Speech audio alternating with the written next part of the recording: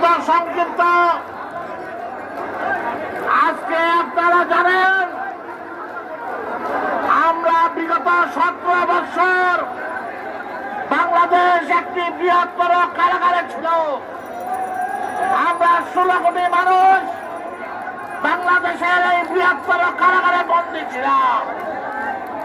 আমাদের কথা বলার অধিকার ছিল না, সভা সমাবেশের অধিকার ছিল না, মানুষের ভোটের অধিকার ছিল না।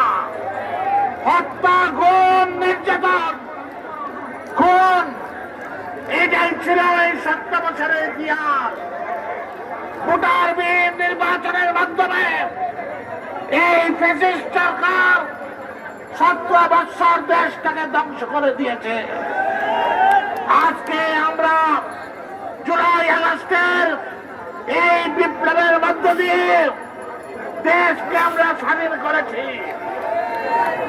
দেশ দ্বিতীয়বারের মতো স্বাধীন হয়েছে। আজকে আমাদের এই স্বাধীনতার সুফলকে আমাদেরকে ধরে রাখতে হবে। আপনারা দেখেছেন শেখ হাসিনা বাংলাদেশ থেকে পালিয়ে গিয়েছে, ভারতে গিয়ে আশ্রয় নিয়েছে।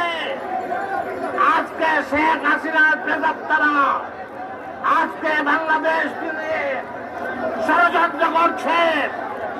বাংলাদেশের এই সরকারকে অস্থিতিশীল করার জন্য বিভিন্ন ধরনের সংক্রান্ত চক্রান্ত করছে। আমরা জাতীয়তাবাদী দলের একজন নেতা কর্মী থাকতে আওয়ামী বাদশাহীদের শেখ হাসিনার কোন ষড়যন্ত্রকে আমরা বাংলাদেশে করতে দেব না।